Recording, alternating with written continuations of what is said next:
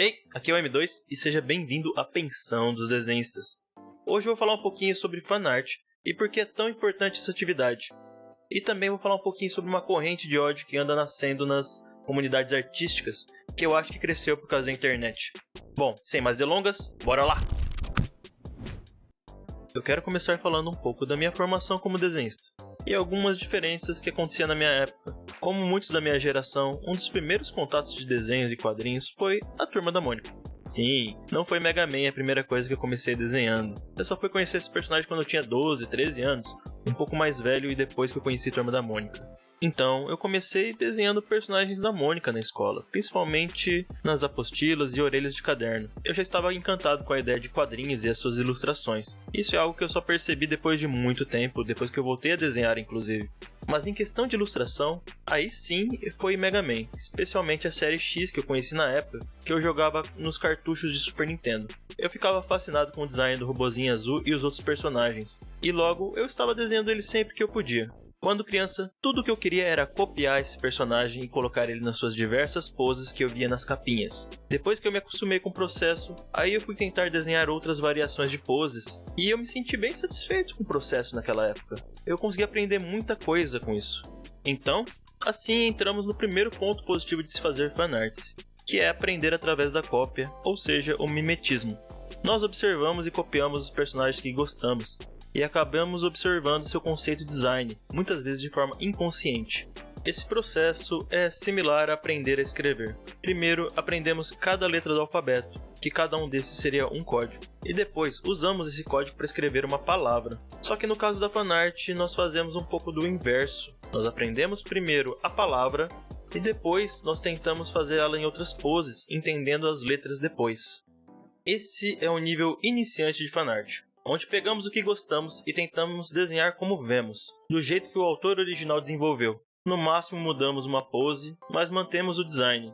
E eu fiz muito disso em muitas franquias, além de Mega Man, como Dragon Ball, Yu Yu Hakusho, Fly e outras séries da minha época.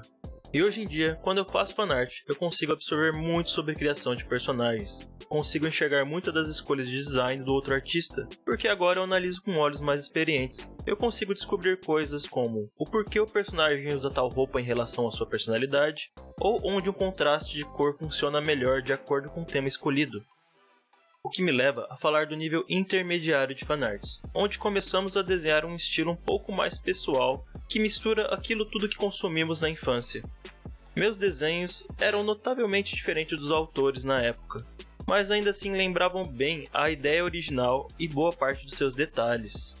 Quando voltei a desenhar, eu tinha decidido trabalhar com ilustrações.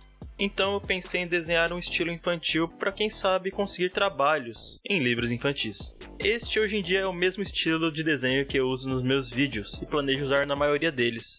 Foi nesse momento que eu percebi que ao desenhar desta forma, eu precisava adaptar muita coisa para conseguir desenhar os personagens de outras pessoas. Esse era o começo de uma fanart mais avançada, pois eu mudava coisas do estilo original, mantendo apenas a essência e semelhança do personagem. Vamos de um exemplo rápido. Por exemplo, o autor do One Piece desenhando o Naruto no estilo dele. E podemos ir mais longe. Você pode pegar o desenho do Midoriya de Boku no Hero Academia e fazer ele como um robô. Em outras palavras, no nível avançado, você pega um personagem que vai fazer fanart para alterar ou o estilo do desenho ou o seu tema, e às vezes os dois juntos.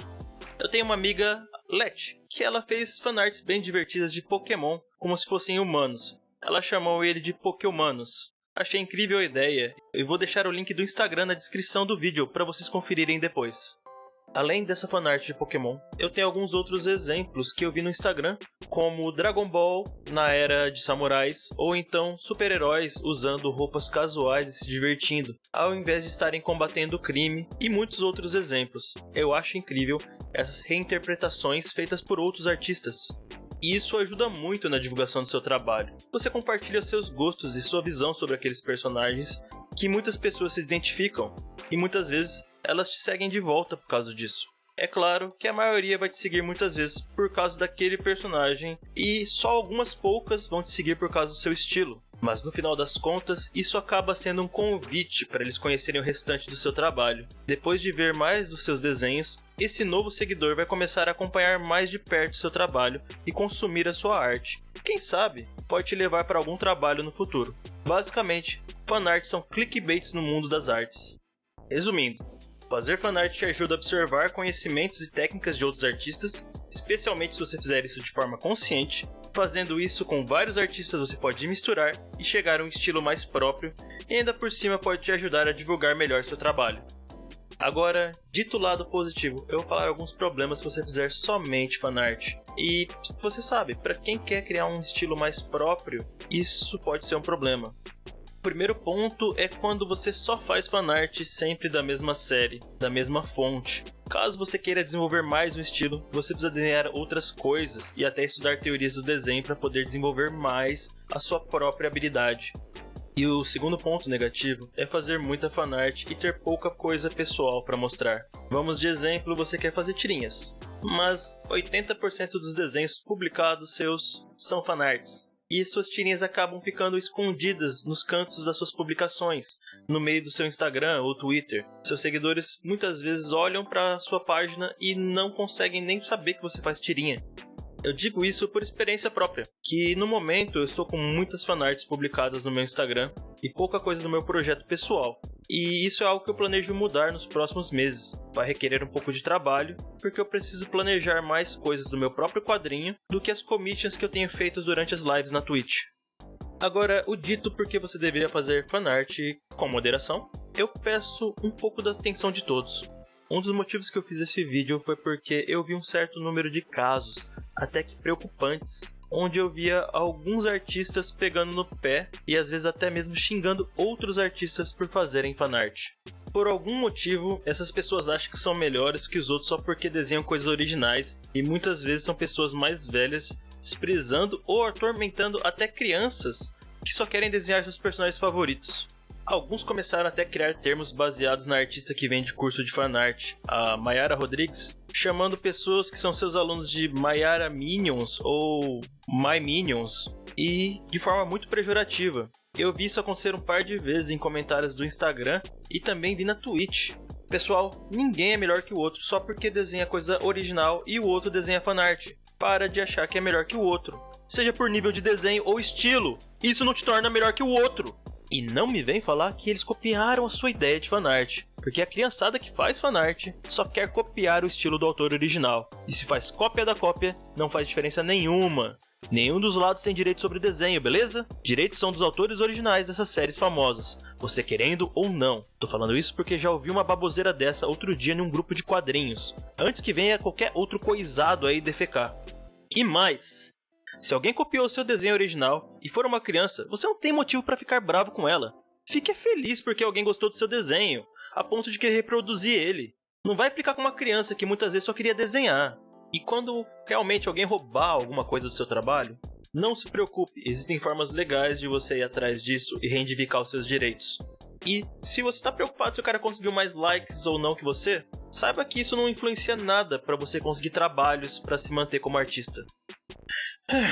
Bom, terminei o leve desabafo, falei bastante sobre as vantagens da fanart, e é isso aí, gente, final de mais um vídeo aqui na Pensão. Agradeço a todos que ouviram até aqui, obrigado por todo o apoio, o canal está crescendo bem e eu estou bem feliz com o feedback da galera. Também vou continuar fazendo um vídeo por mês sobre o processo e dicas de como fazer quadrinhos. Então, para quem chegou até aqui, curta o vídeo que ajuda bastante, deixa um comentário também. E aí, você cresceu fazendo fanart? Conhece alguém que fala mal de fazer fanart? Já conseguiu um serviço por causa disso? Eu vou encerrando a live por aqui e bons esboços, pessoal! Digam eu para os bonequinhos aparecerem. Battle Royale. Dou um minutinho pra vocês, para os bonequinhos não sumirem de novo. Me prende de novo, por favor. Calma que vocês vão entrar na porrada, Picles, aí não dá pra prender. Não dá pra prender, né? Eu, tio. Escolhe eu, tio, escolhe eu. Escolhe eu, tio, escolhe eu.